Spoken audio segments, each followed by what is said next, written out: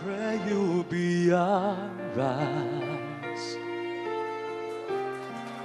and watch us where we go and help us to be wise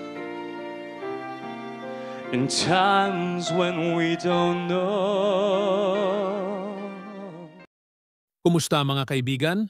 Sa episode na ito, tatalakayin natin ang buhay ng isang tanyag na Filipino-Australian artist na si RJ Rosales. Kilala siya sa kanyang kahusayan sa entablado, telebisyon at musika. Mula sa kanyang simpleng simula hanggang sa kanyang biglaang pagpanaw, alamin natin ang kanyang mga naging tagumpay at mga kontrobersyal na bahagi ng kanyang karera. Dito sa Pinoy Wisdom!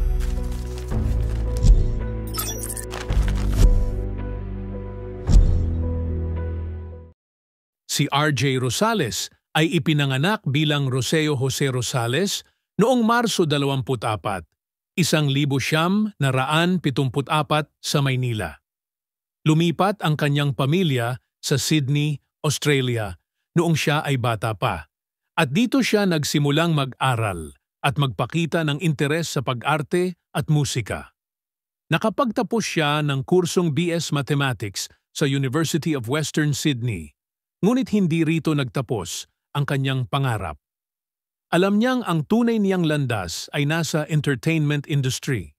Unang sumikat si RJ sa teatro, partikular sa kanyang papel bilang Thuy sa musical na Miss Saigon noong 1976, kung saan kinilala ang kanyang talento sa iba't ibang bansa tulad ng Australia at Singapore.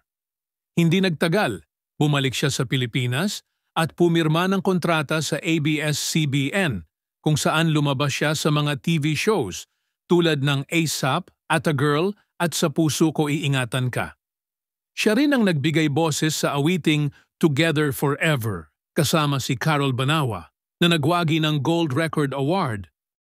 Bagamat matagumpay si RJ sa entablado at telebisyon, naging kontrobersyal ang kanyang pagsali sa produksyon ng All About Men, Penis Talks 2 noong 2005.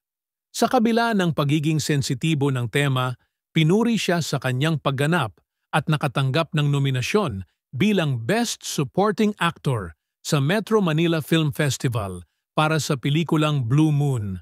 Ngunit ayon sa ilang ulat, tila nahirapan siya sa mga pressure at inaasahan ng industriya sa Pilipinas, kaya madalas siyang mag-commute pabalik-balik sa Singapore at Australia upang magtanghal. Pagkatapos ng kanyang mga proyekto sa Pilipinas, bumalik si RJ sa international scene. Muli niyang ginampanan ang papel ni Thuy sa Miss Saigon 2007 hanggang 2008 sa Australia, kung saan nakatanggap siya ng nominasyon para sa Helpman Award bilang Best Supporting Actor. Nagpatuloy siya sa mga theater performances sa Singapore at Australia, kabilang ang pagganap bilang Jose Rizal sa Her Son, Jose Rizal, at bilang Beast sa Beauty and the Beast.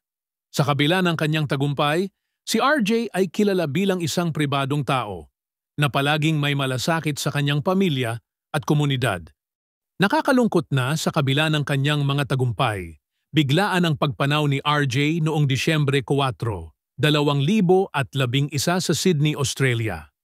Bagamat hindi agad na ipahayag ang dahilan ng kanyang kamatayan, iniulat ng ilang media outlets na ito ay dulot ng heart attack.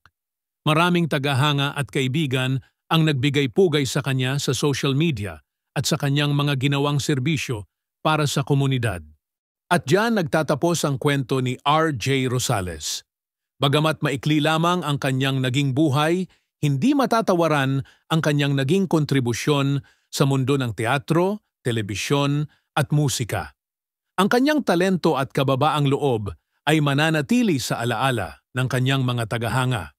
Kung may mga kwento kayo tungkol kay RJ o iba pang paborito ninyong artista, huwag kalimutang i-comment yan sa ibaba. Maraming salamat sa pakikinig. Dito lang yan sa Pinoy Wisdom.